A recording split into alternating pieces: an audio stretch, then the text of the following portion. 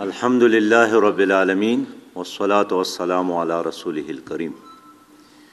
اللہم صلی علی محمد وعلی آل محمد کما صلیت علی ابراہیم وعلی آل ابراہیم انک حمید مجید۔ محترم صحافی حضرات، آپ سب کا شکریہ۔ آج جماعت اسلامی پاکستان کے مرکزی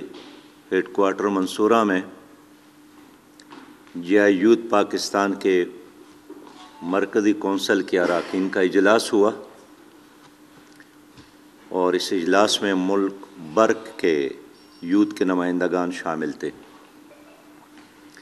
الحمدللہ پاکستان دنیا کے ممالک میں وہ ملک ہے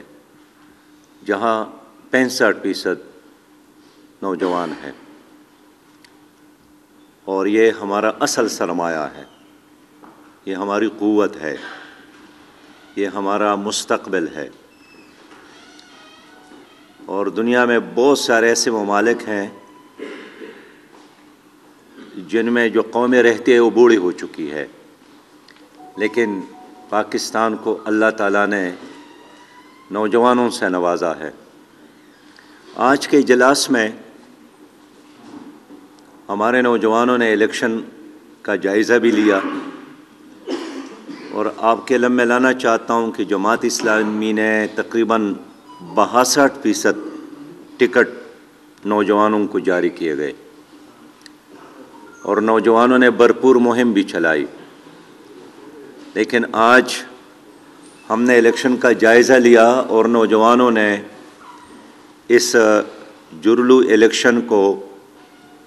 شرمناک الیکشن کو مسترد کیا، ان کے نتائج مسترد کیے، اور نوجوانوں کا گلہ یہی ہے کہ نوجوانوں کے مینڈیٹ کو تسلیم نہیں کیا گیا، اور نوجوانوں کے مینڈیٹ پر شب خون مارا گیا۔ 8 فروری کا دن عوام کے ساتھ مذاق کا دن تھا، اور جن لوگوں نے عوام کے ساتھ یہ مذاق کیا ہے، ہماری قوم کبھی بھی اس کو معاف نہیں کرے گی، اور اس مذاق پر اس غریب قوم کے 50 ارب سے زیادہ سرمایہ خرچ کیا گیا۔ تو پیسہ بھی عوام کا اور مذاق بھی عوام کے ساتھ۔ اب لوگ یہ کیسے ہضم کریں گے؟ جو پہلے نمبر پر تھے وہ آخر، اور جو آخری نمبر پر تھے وہ پہلے نمبر پر آ گئے۔ لیکن الحمدللہ ہماری یوتھ پرعزم ہے، اور اس بات پر خوش ہیں کہ ایک تو جماعت اسلامی نے بڑی تعداد میں یوتھ کو ٹکٹ دیا، ان کو لوکل سطح پر قیادت پر فائز کیا، اور پھر یہ کہ ہر جگہ جماعت اسلامی کے نام سے منشور کے ساتھ، جھنڈے کے ساتھ، نشان کے ساتھ جو مہم ہم نے چلائی ہے، لوگوں نے ویلکم کیا ہے، اور مجموعی طور پر اس الیکشن میں جماعت اسلامی کو پہلے سے ڈبل سے زیادہ ووٹ ملے ہیں۔ 750 حلقوں پر ہم نے اپنے امیدواران کھڑی کیے ہیں، اور ہر جگہ الحمدللہ ہمارے امیدواران نے پہلے سے زیادہ ووٹ لیے ہیں۔ جتنے بھی پاکستان کے مسائل ہیں، زیادہ تر ان کا تعلق نوجوانوں کے ساتھ ہے۔ مثلا سب سے بڑا مسئلہ اس وقت بھی بے روزگاری ہے، اور جن نوجوانوں کا کام یہی تھا کہ وہ گھروں کا بوجھ اٹھائے، بے روزگاری کی وجہ سے اب خود ایک بوجھ بن گیا ہے۔ جن کو اس ملک کو آگے لے جانا تھا، وہ نوجوان خود پیچھے رہ گیا ہے اور ملک سے باہر جانے کا سوچ رہا ہے۔ لاکھوں کی تعداد میں نوجوان نشے کے عادی ہو گئے ہیں، اور بے روزگاری کی وجہ سے، مہنگائی کی وجہ سے، میرٹ کے وائلیشن کی وجہ سے ڈپریشن اور ٹینشن کے شکار ہو گئے ہیں۔ لیکن یہ سب کچھ کیا کس نے؟ بے روزگاری کس کی وجہ سے ہے؟ مہنگائی کس کی وجہ سے ہے؟ معاشرے میں فساد کس کی وجہ سے ہے؟ معاشرے میں میرٹ کی جو مسلسل وائلیشن ہے وہ کس کی وجہ سے ہے؟ افسوس یہ ہے کہ دوبارہ وہی لوگ برسر اقتدار آ گئے جو ان تمام مسائل کے ذمہ دار ہیں، جنہوں نے ایک بار نہیں باری باری اس قوم پر حکومت کی ہے، اور ہر بار انہوں نے قوم کو دھوکہ دیا ہے، قوم کے مسائل میں اضافہ کیا ہے، اور آئین اور قانون کے ساتھ وفاداری کی بجائے آئین اور قانون کو اپنے تابع بنایا ہے۔ اداروں کو مضبوط بنانے کی بجائے اداروں کو اپنے تابع بنانے کی کوشش کی ہے، اور یہی وجہ ہے کہ آج وہ لوگ جو جیت کے نام سے اسمبلیوں میں آنا بھی چاہتے ہیں لیکن ان کے چہرے پر مسکراہٹ نہیں ہے، اور اپنی اس جیت کو بھی وہ ایک عبرتناک جیت سمجھتے ہیں، مبارکباد لینے کے لیے تیار نہیں ہے، اور جعلی الیکشن،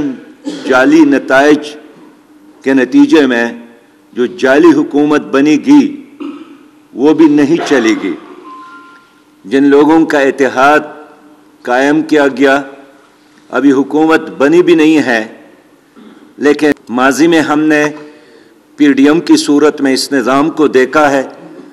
جس نے پاکستانی قوم کے مسائل میں بے انتہا اضافہ کیا، اور آج پھر وہی لوگ پی ڈی ایم پیس 2 کی صورت میں ہم دیکھ رہے ہیں۔ نہ ان کے ساتھ معاشی مسائل کا حل ہے، نہ سماجی مسائل کا حل ہے، اور میں سمجھتا ہوں کہ جن لوگوں نے اس کو قوم پر مسلط کیا ہے انہوں نے قوم کے ساتھ انصاف نہیں کیا۔ ہمارا شروع سے یہی مطالبہ تھا اور ہے کہ ایک شفاف الیکشن کے انعقاد کے لیے الیکشن کمیشن اسٹیبلشمنٹ اور بیوروکریسی کو غیر جانبدار ہونا چاہیے، لیکن ہمیں افسوس ہے کہ آج پاکستان کا بچہ یہ کہہ رہا ہے کہ تینوں ادارے غیر جانبدار نہیں رہے، اور ان نے قوم پر انہی لوگوں کو مسلط کیا جن سے نجات کے لیے قوم طویل عرصے سے جدوجہد کر رہی ہے۔ یہی لوگ پھر برسر اقتدار آ گئے تو پھر ہماری اسی طرح ہمیں انہی مسائل میں یہ قوم الجھے گی۔ محترم صحافی حضرات، ہم یہی سمجھتے ہیں کہ جو غیر جانبدار لوگ ہیں، ہم تو پاکستان کے رہنے والے ہیں، ہم نے تو قریب سے دیکھا، لیکن جو بین الاقوامی غیر جانبدار ادارے ہیں انہوں نے بھی پاکستان کی اس الیکشن کو مسترد کیا۔ جو آبزرور یہاں آئے تھے اور بڑے بڑے ہوٹلوں میں یہاں ٹھہرے تھے اور ان کو ویزے دیے گئے تھے، انہوں نے بھی جاتے وقت اس الیکشن کے پورے پروسیس پر عدم اعتماد کا اظہار کیا۔ آپ ٹائم کو لے لے، اکانومسٹ کو لے لے، خود بین الاقوامی ادارہ فافن کو لے لے، ان تمام اداروں نے، یورپی یونینز کو لے لے، ان تمام نے اس الیکشن پر تحفظات کا اظہار کیا، اور سب کہہ رہے ہیں کہ اس کا آڈٹ ہونا چاہیے۔ وہ جو تھرڈ پارٹی آڈٹ کرنے والے تھے انہوں نے بھی یہی کہا کہ یہ شفاف الیکشن نہیں تھا۔ خود جماعت اسلامی کے ساتھ کراچی میں بہت بڑا ظلم ہوا، جن حلقوں میں ہم 1 نمبر پر تھے تو وہاں دوسری، تیسرے اور 5ویں کی بجائے جو سب سے آخر میں تھے MQM کی صورت میں ان کو ڈکلیئر کیا گیا، ان کے کامیابی کے اعلانات کیے گئے، اور جن کے ساتھ فارم 45 ہے وہ رہ گئے، اور فارم 47 کی بنیاد پر ان کی کامیابی کے اعلانات کیے گئے۔ یہ بہت بڑی منافقت ہے، یہ بہت عظیم مذاق ہے اس قوم کے ساتھ۔ جماعت اسلامی نے 10 فروری کو اسی حال میں نے پریس کانفرنس کا انعقاد کیا اور اسی وقت یہی مطالبہ کیا کہ شفاف الیکشن کے انعقاد میں ناکامی، 100% ناکامی پر الیکشن کمشنر استعفیٰ دے دے، ایک آزاد تحقیقاتی ادارہ قائم ہو جس میں خود سیاسی جماعتوں کے نمائندگان بھی شامل ہو، اور لیکن اس تحقیقات سے پہلے الیکشن کمشنر اگر استعفیٰ دے دے تاکہ ایک منصفانہ اور آزادانہ تحقیقات کا ماحول بن سکے، لیکن اب تک الیکشن کمشنر نے استعفیٰ نہیں دیا اور اسی جگہ پر برا جمع ہے، اور انہوں نے قوم کے 50 ارب سے زیادہ پیسہ ضائع کیا ایک ایسے ایکسرسائز پر جس کا اس قوم کی کامیابی یا خوشحالی کے ساتھ اب کوئی تعلق نہیں ہے۔ دنیا میں الیکشن ہوتے ہیں، اس کے بعد قوم کے اندر ایک استحکام اور خوشی اور کامیابی کے طرف قدم قوم بڑھاتی ہے، لیکن یہاں ہمیشہ چونکہ ایسے الیکشن ہوتے ہیں جس کے نتیجے میں فساد میں اضافہ ہوتا ہے، بے یقینی میں اضافہ ہوتا ہے، اور ظاہر ہے جس طرح ایک ایک صوبہ ایک ایک پارٹی کے حوالے کیا جا رہا ہے، اس کے نتیجے میں ہمارا ملک مزید کمزور ہوگا۔ جماعت اسلامی نے یہی عزم کیا ہے کہ جہاں جہاں ہمارے مینڈیٹ پر حملہ کیا گیا ہے، ڈاکہ ڈالا گیا ہے، ہم اس مینڈیٹ کے حصول کے لیے ہر سطح پر اپنی جدوجہد جاری رکھیں گے۔ ہم عدالتوں میں بھی گئے ہیں، ہم الیکشن کمیشن کے پاس بھی گئے ہیں، اور ہم چوک اور چوراہوں میں بھی اور ہر جگہ اپنے حق کے اصول کے لیے جدوجہد کریں گے۔ جن لوگوں نے ہمارے مینڈیٹ کو چوری کی ہے ان کا گریبان اور ہمارا ہاتھ ہوگا، ہم اس کا پیچھا کریں گے انشاءاللہ تعالی، اور یہ عوام کے ساتھ جو ظلم اور مذاق کیا گیا ہے انشاءاللہ تعالی وہ لوگ ایک وقت آئے گا کہ نشان عبرت بنیں گے۔ ہم یہی چاہتے ہیں کہ قوم کو انصاف ملے، ہم یہی چاہتے ہیں کہ قوم نے جس کو ووٹ دیا ہے ان کو ان کا حق دیا جائے۔ ہم نے جہاں ہارا بھی ہے، یعنی ظلم یہ ہے کہ جہاں ہم نے اپنے فارم 45 کے مطابق 10,000 اور 15,000 ووٹ لیے ہیں، تو فارم 47 میں ان کو بھی 2,000 اور 4,000 شو کیا گیا ہے۔ اب یہ ظالم جواب دیکھیے، اس سے آپ کو کیا فائدہ ہے؟ لیکن اپنے ووٹس کا بیلنس برابر کرنے کے لیے انہوں نے ہمارے ووٹ کسی اور کھاتے میں ڈالا ہے اور کسی اور کو کامیاب قرار دیا گیا ہے۔ ظاہر ہے کسی بھی صورت میں ہم اس کو قبول نہیں کریں گے، ہم اپنی اس جدوجہد کو جاری رکھیں گے۔ 26 فروری کو ہم نے سیو دی ڈیموکریسی کانفرنس بلائی ہے، اس میں ہم ان تمام لوگوں کو بلا رہے ہیں جنہوں نے قریب سے اس الیکشن کو واچ کیا ہے، ان آرگنائزیشن کے ذمہ داران کو بلایا ہے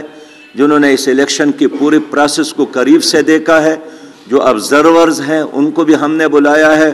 اور ان تمام آرگنائزیشن کو ہم جمع کر رہے ہیں، جو سول سوسائٹیز میں موجود لوگ ہیں ان کو بھی بلا رہے ہیں، تاکہ پوری قوم مل کر اس دانلی زدہ الیکشن اور اس مذاق الیکشن اور اس شرمناک الیکشن کے خلاف اپنی آواز کو اٹھا لے، مؤثر بنا سکے۔ محترم صحافی حضرات، آج میں ایک اور موضوع پہ بات کرنا چاہتا ہوں، وہ یہ ہے کہ ہمارے چیف جسٹس نے ایک فیصلہ دیا ہے، اور اس فیصلے کے نتیجے میں مبارک احمد ثانی نامی ایک آدمی کو تو ضمانت ملی ہے، ان کے خلاف FIR درج کیا گیا تھا اور نچلی عدالتوں نے ان کو سزا سنائی تھی، لیکن چیف جسٹس نے ان کے رہائی کا حکم کیا 5,000 کی ضمانت کے بنیاد پر۔ میں یہ عرض کرنا چاہتا ہوں کہ یہ آدمی قادیانی تھا، اور قادیانیوں نے اب تک پاکستان کے آئین کو تسلیم نہیں کیا۔ پاکستان کے آئین میں اقلیتوں کے حقوق محفوظ ہے، لیکن قادیانی اپنے آپ کو اقلیت نہیں سمجھ رہے ہیں، اور یہی وجہ ہے کہ وہ مسلسل پاکستان کی آئین سے بغاوت کر رہے ہیں۔ میں چیف جسٹس سے اپیل کروں گا کہ اچھا یہی ہوگا کہ اس سے پہلے کہ اس ڈیسیجن کے نتیجے میں قوم سڑکوں پہ آئے اور انتہائی حساس فیصلے سڑکوں پہ ہونے لگے، اچھا ہے کہ سپریم کورٹ از خود اس فیصلے پر نظر ثانی کرے۔ اور جماعت اسلامی نے 26 فروری کو وکلا کو بھی بلایا ہے، سپریم کورٹ کے سینئر وکلا کو، اور اس میں ہم اس پورے کیس کا جائزہ لے رہے ہیں، اور نظر ثانی کے لیے، ریویوز کے لیے ہم سپریم کورٹ میں جائیں گے۔ لیکن اس سے پہلے ہم سمجھتے ہیں کہ اگر اس فیصلے پر جنابی چیف جسٹس خود نظر ثانی کرے، اس لیے کہ اس فیصلے میں بہت زیادہ جھول ہے، اور یہ فیصلہ پاکستان کے مسلم عوام کی جذبات کی ترجمانی نہیں کر رہا ہے، اور اس فیصلے نے پاکستان کے مسلم عوام کی جذبات کو مجروح کیا ہے۔ ہم اقلیتوں کے خلاف نہیں ہیں، ہم ہمیشہ اقلیتوں کا بہت احترام کرتے ہیں، ہم اقلیتوں کی حقوق کی بات کرتے ہیں، لیکن ایک آدمی اگر اپنے آپ کو ہندو تسلیم کرتا ہے تو ان کے حقوق ہے، اپنے آپ کو مسیحی تسلیم کرتا ہے تو ان کے حقوق ہے، اپنے آپ کو عیسائی تسلیم کرتے ہیں تو ان کے حقوق ہے، لیکن قادیانیوں نے اب تک پاکستان کے آئین کو تسلیم نہیں کیا ہے، اور وہ اب بھی اپنے آپ کو مسلمان کہہ کر